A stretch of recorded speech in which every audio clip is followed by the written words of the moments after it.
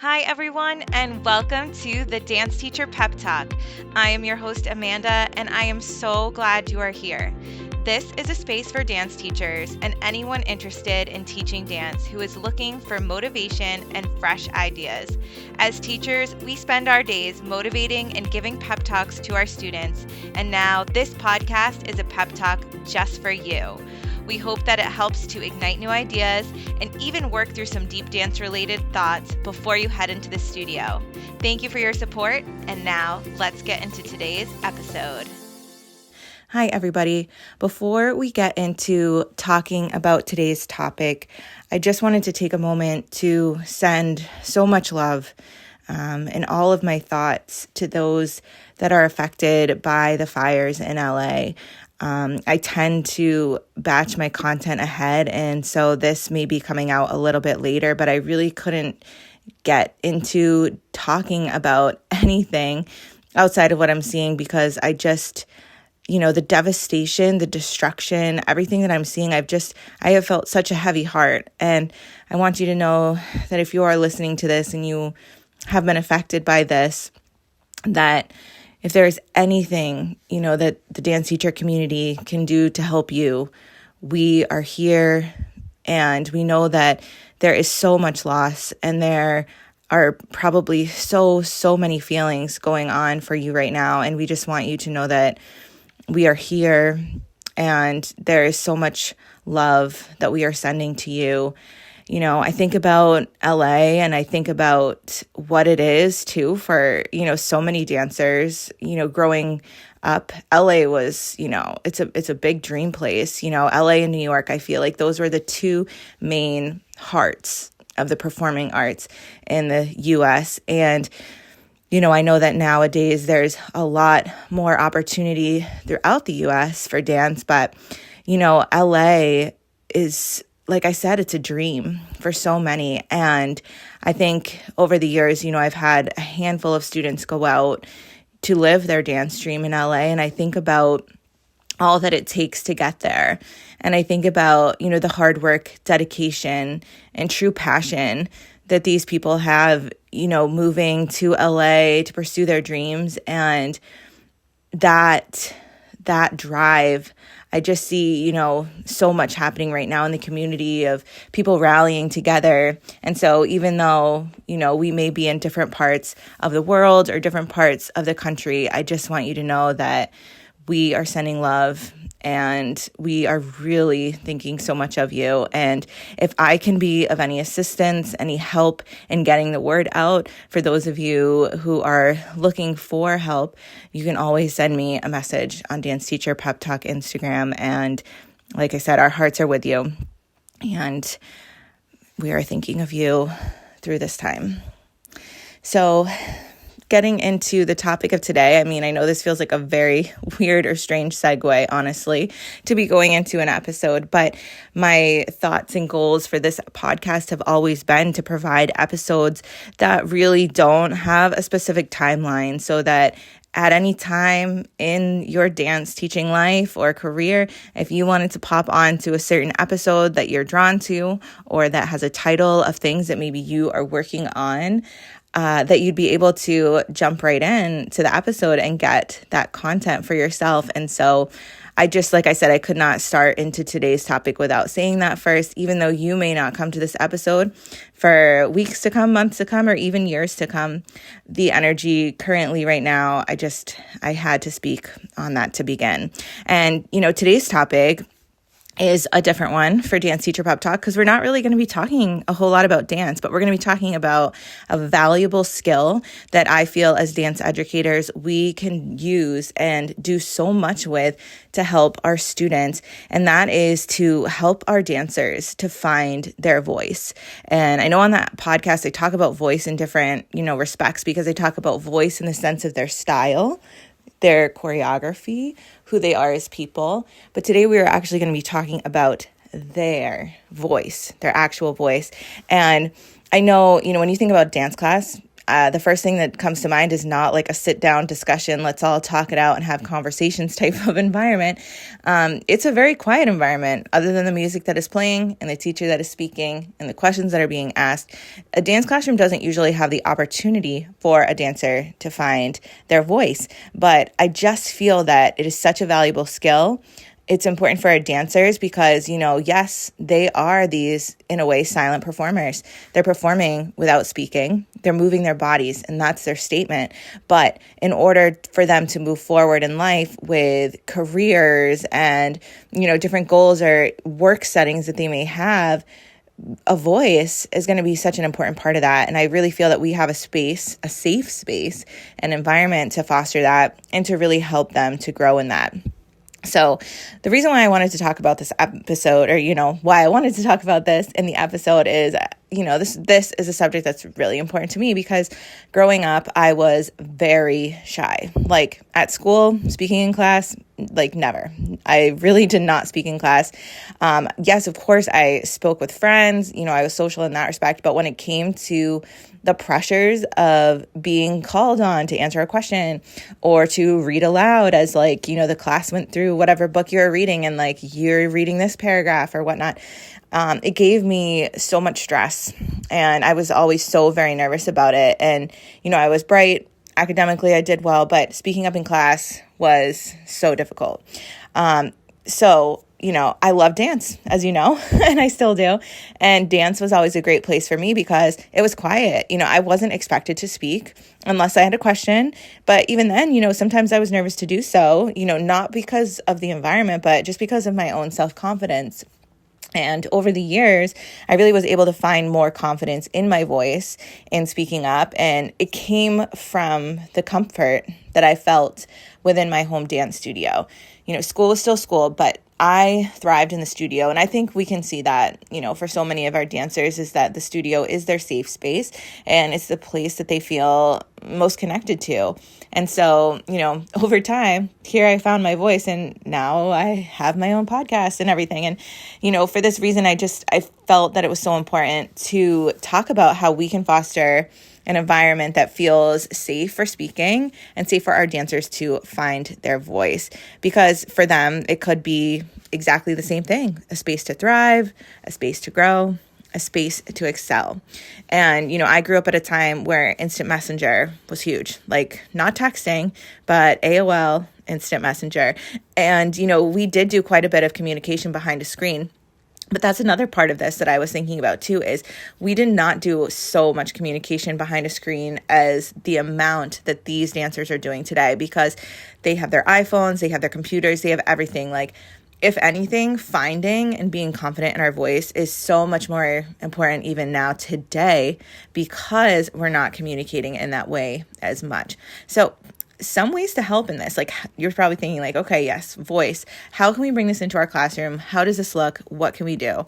And so one thing that I loved that one of my dance teachers did growing up, shout out to Miss Nancy, was from a young age, we did a speaking class once in the summer dance program. So you'd have your summer dance program and within that, there were different electives and things like that. But we had 1 hour or 30-minute session of a speaking class. And, this was done from the youngest of ages. I want to say age 5, 6, maybe. I don't know. And we talked about how to stand. What does good posture look like? We talked about delivery of your voice, speaking clearly, speaking with volume. And all we had to do was say 3 things: our name, our age, and what our favorite style of dance was. And, that's not a lot, but it felt like a lot. And looking back, it was so good for us. And through the years, as an assistant teacher, watching the program happen in this way too, I really got to see what it did for the children standing up and using their voice. And for so many, it was so exciting. It was so exciting to get to share. And, we think about that with our littles, like when we come in the door and we sit down in a circle and start taking attendance, everybody has something to say. Everybody wants to share something. And so, it's interesting through the years how I saw the change through the ages. Like the young ones are very eager. And then as you get to that like middle age range, they're kind of like a little bit more withdrawn, a little more reserved, a little more nervous. And then you get into the high school students and it can vary. It can vary where some are eager to be able to do it and some not so much. So, this was something that I felt I just saw so much value in. And so as a competition team coordinator, now I give title classes, and, for dancers that are taking part in title portions of competition, sometimes there is an interview or an introduction as part of the score. And so, with the title class, things that I do is, we discuss those same ideas. We talk, how to share your name, where you're from, your age, how many years have you been dancing? And along with that, I usually ask them a question on the spot. And I usually have like a curated list of questions that I pull from, some competitions have sample title questions. And over the years too, I've actually like created my own list, because a lot of the time the title questions that are being asked have some relation to dance. So they tie dance in somewhere, even if it's like for like say it's a high school student and maybe the question is, as you're moving off into your next chapter of life, how has dance influenced you and what are you going to take from dance? So sometimes they're asked, much bigger questions. But I think it's so important to be able to ask that question on the spot, and I'm going to give some tips for that in just a minute. Sometimes we put together introductions because I think it's really important that, when you're introducing yourself, that you are authentic and genuine. I feel like, yes, at title competitions, there's a bit of pageantry to it all, but like if you can deliver an introduction authentically and genuinely as yourself, I don't know a better way to show the judges who you are, because I think that's the answer right there, is being authentic and genuine. Because like you may have been at title pageants before where you see, the introduction happen and it's, we hear the words, we know that everything is spoken eloquently and the posture is there, the stance is there, but like, is the feeling there? Are we connecting on that human level of communication? So I really drive that concept of making sure that we're introducing ourselves authentically and genuinely. And we talk about that too. And we do a lot of practice so that it feels more natural. Along with this, like I mentioned before, we also talk about posture, speaking stance, in microphone situations, because you might be using a handheld, there might be a microphone in a stand, and so we prepare ourselves for all different angles of that. I am not always one to push the stand in fifth position stance, because like, yes, it's a beautiful dancer shape position, but for me, I feel like it's not that natural. Like it might not come natural to all dancers and it may feel very forced for us. So for dancers that the fifth position does not feel natural, I encourage them to stand in a tight parallel, and to really pull up from that parallel. And, when it comes to question asking, as I kind of mentioned before, I like to provide tips. Some tips that I use for question responses in the interview portion is to, rephrase the question and use that time to help you formulate your thoughts. We talk about speaking clearly and slowly. And I also say it's okay to take a pause to come up with a genuine answer. Even though that 5-second pause probably feels like 3 minutes long to the dancer, it can really help to formulate our thoughts. And we talk about being prepared to answer the question just as if a friend were asking you a question. And so, we do a lot of practice with this. I ask a question, we can have other dancers ask each other questions so that it becomes this communication, this dialogue in a way of back and forth. We're discussing the answer to this question, and so that it comes a little bit more authentically. And in general, these are important skills too, like when it comes to job interviews or even just promoting yourself in any way. And along with promoting yourself, a huge tip that I give is, research heading into the job that you're heading into, research the competition that you're heading into, because when they're picking a titleist, like if this is something you really want, like if you really want to be a title winner or whatnot, they're looking for who is going to best represent their company. And the same thing happens with a job. They're looking for someone who's going to best represent and grow and excel with whatever job and company that you are applying to. And so this is where I give what I call my college essay tip.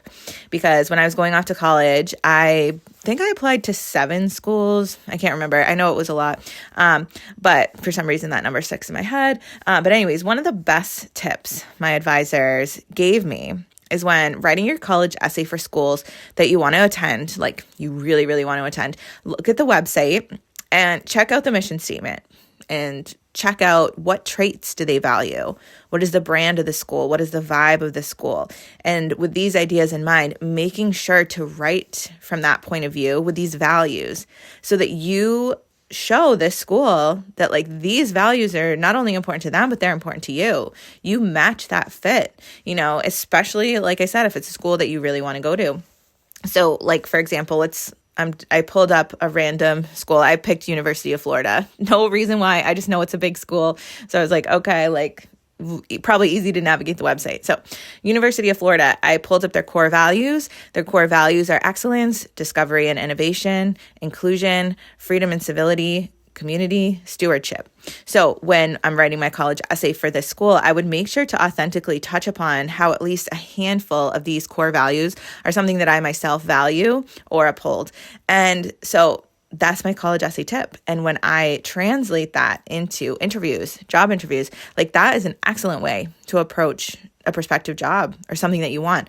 Cover letters, interviews, research the studios that you are applying to ahead of time for their core values. And how does that relate to your own core values? How can you help to see growth in these values? Because that's another thing too, is, we want to see that excitement, that progression, that forwardness of what is to come if you were to get this position. So as you can see, these are not just skills that help us to grow. They are skills that we will use in so many areas of our life, from day-to-day communication to interview processes to getting our name in the door at certain jobs we're hoping for. Even just to find the confidence in using our voice and knowing that we are delivering it from our authentic and genuine self. And, also having that self-empowerment that what you are feeling, what you are saying is valid and true to you. And no one can knock you down for that. I mean, yes, let's try to move forward with kindness. Let's try to always be respectful, but knowing where you stand and knowing your voice, I think, is just so, so important. And like I said, there is a huge self-empowerment piece to that as well. So this is not taught in schools, or at least it wasn't when I was there. Aside from the college essay tip, yes, you do some public speaking when you're doing projects and presentations, but a lot of the time that's about material you're learning academically. And, maybe you have a little bit of passion attached to a specific subject you're doing a project on, but a lot of the times you don't, a lot of the times you're like, okay, here, you're going to talk about this person in history and, give a public speaking type of presentation or whatnot. And, that's one thing, but I feel when we are learning how to speak from our heart and learning to speak with our passion, that is such an invaluable skill.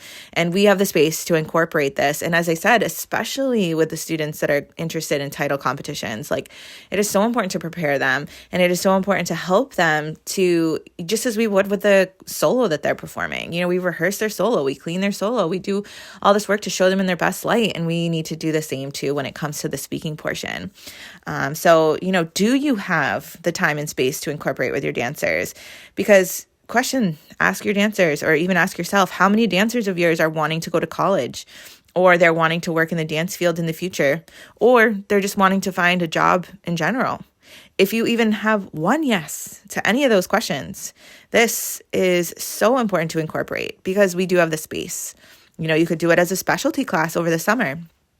You could try it out in a class the day after an intense competition weekend when the kids are physically tired and literally need a break because we fear overuse or overtraining injuries. A title competition preparatory class. There are so many different ways that you could introduce this, and it doesn't have to be a consistent factor in our classes week to week, but it's just something that we can maybe do here and there throughout the year to help build on this. So yesterday's tip was outside of the reach and scope of what we typically teach, but these additional enrichment types of activities can be the breakthrough that so many of our dancers may be looking for or needing. And the studio being their safe place, the studio being the place that they thrive, I can see no better way than to use that space to help propel them forward in this other avenue or this other aspect of their life. So I hope that today's tip was helpful. I hope it helped you to think about other ways that we can help our dancers to grow as humans and as dancers, because they're going to need to be able to authentically show who they are through their voice in that future. So once again, my heart is going out to all of those affected in LA. And if anyone would like to reach out on Dance Teacher Pep Talk Instagram, I would love to be able to share anything that is needed on my stories or whatnot to help in any way. And, in times of difficulty, in times of tragedy and weather destruction, I have really seen the dance teacher community rally together and pull together. And we are here to help. And you are all in our hearts. And I want to thank you all so much for listening to today's episode, and I will talk again with you all next week.